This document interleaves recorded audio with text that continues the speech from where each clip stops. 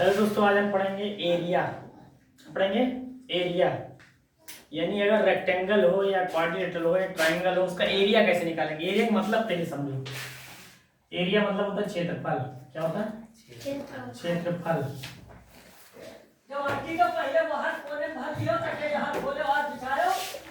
ठीक है, यानी कोई भी चीज, जैसे मान लो हमने लिख लिया सबसे पहले रेक्टेंगल यानी आयत। ये क्या है? आयत। ठीक है, तो इसकी क्या है? ये लंबाई है और ये हमारी चौड़ाई। इसमें कितना जगह है, यानी इस बोर्ड की बात करें, ये बोर्ड हमारा क्या है? रेक्टेंगल। अब इसमें हम जो चीजें लिख रहे हैं, जितने क्षेत्र में लिख रहे हैं, वही क्षेत्रफल है। बन गया? यानी खेत के चारों बेड़ी के अंदर जितनी भी जगह पड़ी, वो सारा क्षेत्रफल है। क्षेत्रफल मतलब क्या है? वो जगह अगर वो रखी जा रही है तो जगह कितना घेरेगी, या उसमें अगर कोई चीज रख रहे हैं तो कितनी चीजें आ जाएंगी। तो इसका आयत का क्षेत्रफल का फार्मूला होता है आयत का क्षेत्रफल। आयत का क्षेत्रफल होता है लंबाई गुणे चौड़ाई। क्या होता है? लंबाई गुणे चौड़ाई। ठीक है, इंग्लिश में इसको area of rectangle. Area of rectangle is equal to क्या होगा? Length into breadth. ठीक है, यानी उसकी लंबाई दे रखी होगी, उसकी चौड़ाई दे रखी होगी, हमको क्या निकालना है? उसका एरिया, यानी उसमें कितना जगह होगा। तो हम एक उदाहरण से समझा रहे हैं। एक उदाहरण ले रहे हैं, हम एग्जाम्पल लेकर समझा रहे हैं। ठीक है, एक आयत का क्षेत्रफल ज्ञात कीजिए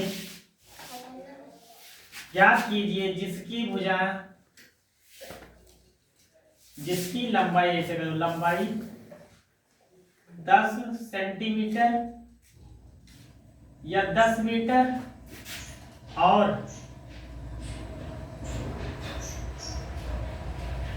ऊंचाई कितनी है? चौड़ाई। और चौड़ाई हमारी 8 मीटर।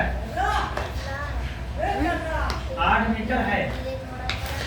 यानी एक हमने एग्जांपल ले लिया कि एक आयत है, एक आयत का क्षेत्रफल ज्ञात कीजिए जिसकी लंबाई 10 मीटर और चौड़ाई कितनी है? 8 मीटर। तो हम सबसे पहले हल लिखेंगे। हल, लंबाई बराबर दे रखा है कितना? 10 मीटर और चौड़ाई बराबर दे रखा है 8 मीटर। अगर आप चाहो तो इसका चित्र बना लो। ये हमारा 10 मीटर और ये हमारा 8 मीटर। तो जो इसके बीच वाली जगह है वही हमारी क्या है? एरिया, वही है क्षेत्रफल। ए बी सी और डी, यानी वो जो बीच वाली जगह है उसको हमें याद करना है। तो हम जानते हैं आयत का क्षेत्रफल क्या होता है। आयत का क्षेत्रफल का फार्मूला लंबाई गुणे चौड़ाई। ठीक है, तो आयत का क्षेत्रफल यानी एरिया हमारा ए है और लंबाई हमारी 10 और गुणे चौड़ाई है 8। तो ये आ गया 80 मीटर स्क्वायर। यानी एरिया कितना आ गया? 80 मीटर स्क्वायर। यानी इसके अंदर जगह कितनी है? 80 मीटर स्क्वायर जगह है। समझ में आया? अगर आयत का क्या कर रहा है? लंबाई और चौड़ाई दे रखे है, तो उसका हम पेरीमीटर पिछले क्लास में बता चुके हैं।